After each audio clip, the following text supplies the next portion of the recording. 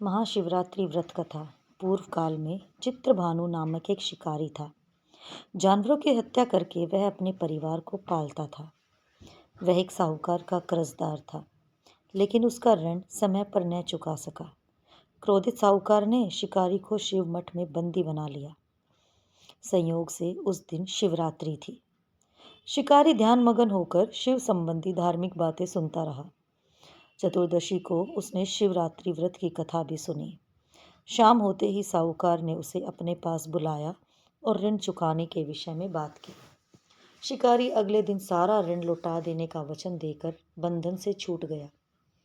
अपनी दिनचर्या की भांति वह जंगल में शिकार के लिए निकला, लेकिन दिन भर बंदी गृह में रहने के कारण भूख प्यास से व्याकुल था।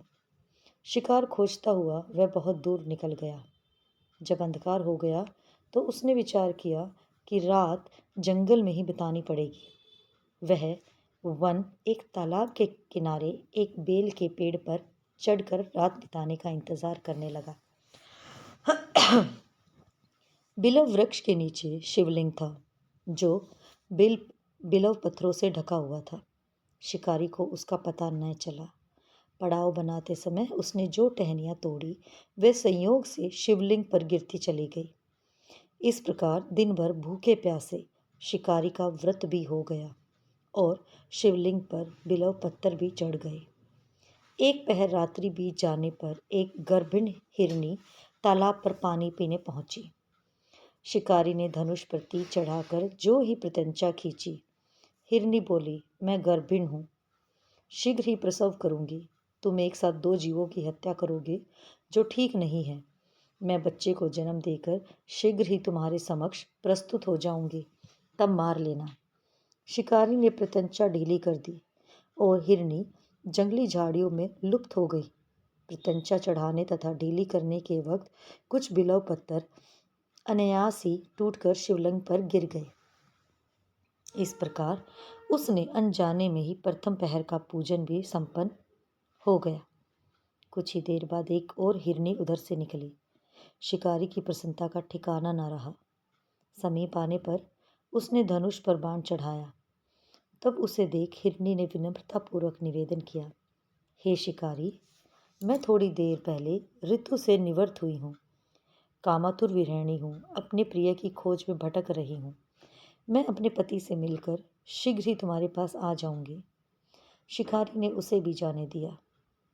2 बार शिकार को खोकर उसका माथा ठनका।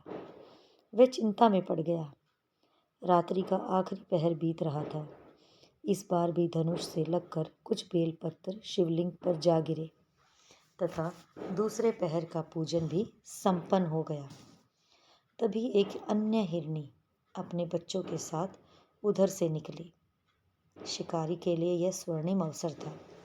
उसने धनुष पर तीर चढ़ाने में देर नहीं लगाई। वह तीर छोड़ने ही वाला था कि हिरनी बोली, हे शिकारी, मैं इन बच्चों को इनके पिता के हवाले करके लौट आऊंगी। इस समय मुझे मत मारो। शिकारी हंसा और बोला, सामने आए शिकार को छोड़ दूं? मैं ऐसा मूर्ख नहीं। इससे पहले मैं 2 बार अपना शिकार खो चुका हूँ। मेरे बच्चे भूख प्यास से व्यग्र हो रहे होंगे। उत्तर में हिरनी ने फिर कहा, जैसे तुम्हें अपने बच्चों की ममता सता रही है, ठीक वैसे ही मुझे भी।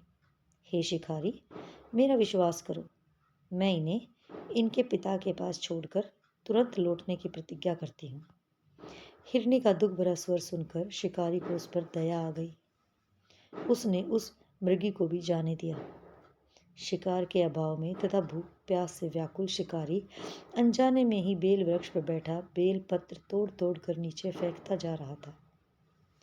पो फटने को हुई तो एक हष्ट पुष्ट मृग उसी रास्ते पर आया।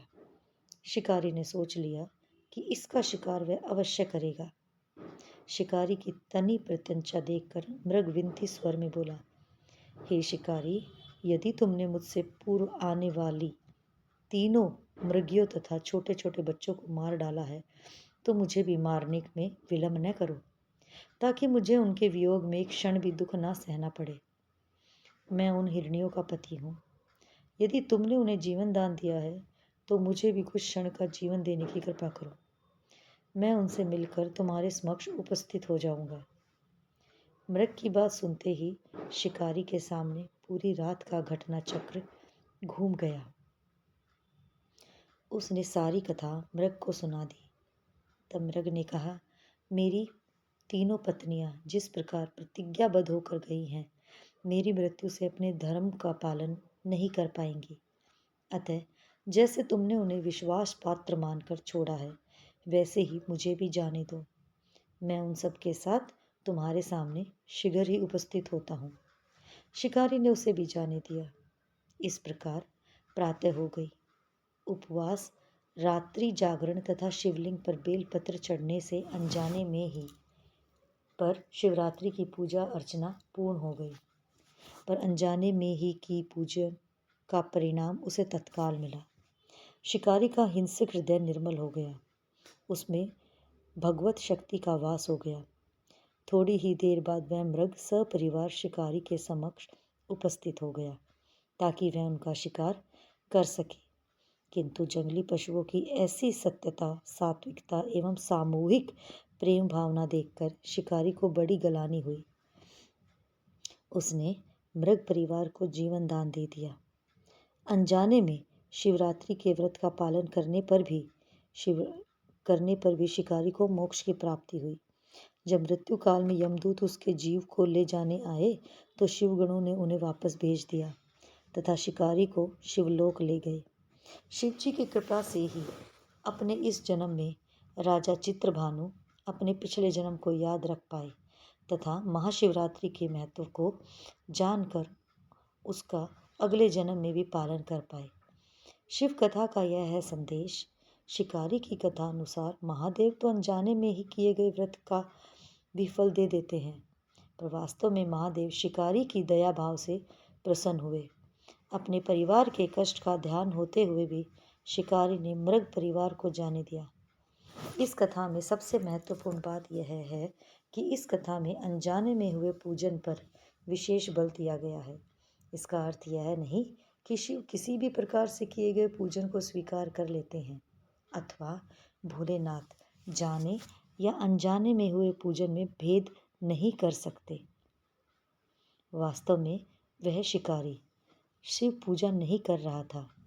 इसका अर्थ यह भी हुआ कि वह किसी फल की कामना भी नहीं कर रहा था। उसने मृग परिवार को समय व जीवन दान दिया, जो कि शिव पूजन के समान है। शिव का अर्थ ही कल्याण होता है। उन निरीह प्राणियों का कल्याण करने के कारण ही शिकारी शिव तत्व को जान पाया तथा शिव से साक्षात्कार हुआ। धन्यवाद दोस्तों। अगर आप यहाँ तक आ ही गए हैं तो चैनल को सब्सक्राइब और वीडियो को लाइक कीजिए। धन्यवाद।